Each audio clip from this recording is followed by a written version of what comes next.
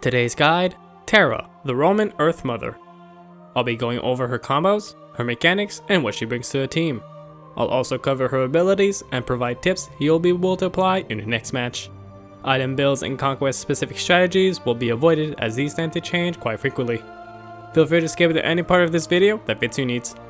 Roll the intro.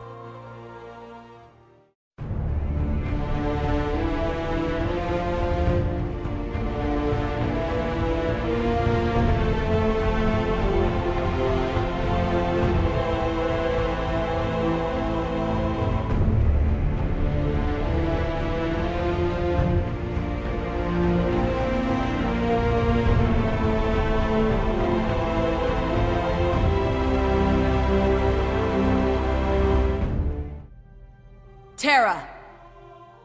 Terra is part of the Guardian class. She deals magical damage and is typically seen in the support role. Occasionally, she has also proven effective in the solo lane.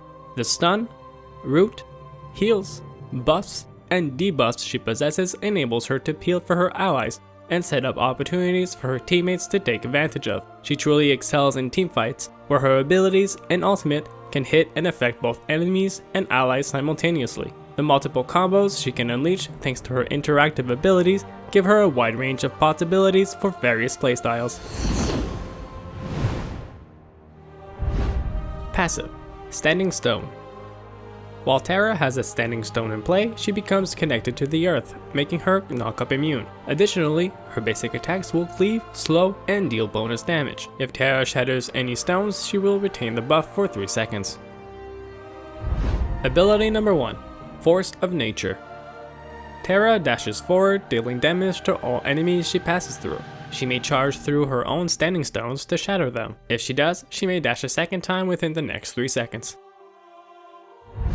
Ability number 2. Crushing Earth. Terra raises up 2 standing stone walls on either side of a target location. As long as both walls stand, she may activate this ability again to slam the walls together, damaging and stunning enemies in between. These stones can be shattered into a cone of shrapnel with Force of Nature, damaging enemies in the area. Ability number 3.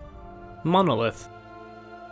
Terra summons a standing stone monolith that heals nearby allies every half second for the duration, but can be destroyed early if hit by 3 enemy basic attacks. She can shatter the monolith with Force of Nature to root and deal initial damage to enemies in the area, creating a damaging area that lasts 5 seconds in the process. Ability number 4. The Ultimate, Earth and Fury. Terra channels her strength into the world around her, buffing allies and debuffing enemies for 10 seconds. Allies hit gain 5% damage mitigation and protective stones that burst heal and apply heals over time to individual allies if all 4 stones are activated. Enemies hit receive 5% more damage from all sources, and harmful stones that deal burst damage to individual enemies if all 4 stones are activated. A stone is activated each time an ally or enemy receives damage. The following is based on years of personal experience. Every player has their own style and preferences, and that's alright. These tips are here to provide help to those who seek it. If you disagree with any of them, feel free to let me know. I try to keep an open mind and always willing to learn to get better at a game that I love. Level up order.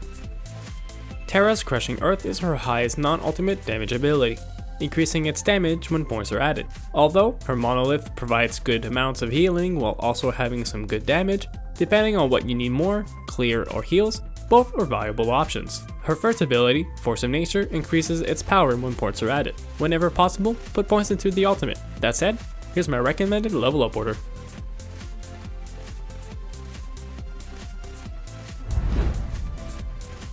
Tip number 1. You can close the distance on your opponents by activating your Crushing Earth and dashing through it. This will enable your second dash, allowing you to set your monolith and root your enemies in place, allowing your allies to take advantage and collapse or escape from the recently rooted enemies. Tip number 2.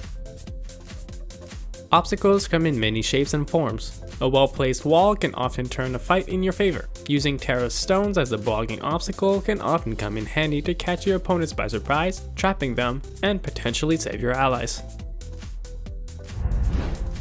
Tip number 3. Terra's ultimate ability, Earth and Fury, can drastically turn a teamfight around. The amount of heal it provides allies, the burst damage, and the damage increase from all sources is a very powerful combination. She is highly valued in the Smite Pro League in large part because of this ability. Don't be afraid to use it at the beginning or in the middle of a big teamfight. The more people you hit, both ally and enemy, the better. Tip number 4. Terra's healing may not look like much on her monolith, but it is quite effective for sieging or objective sustain. It affects a large area and can easily hold your entire team. But be aware, objectives like the Gold Fury or the Titan, where the target is mobile, will automatically delete any deployables that obstruct its path. Keeping that in mind, place your monolith carefully, keeping it away from enemy basic attacks while close enough to heal as many allies as possible. Tip number 5.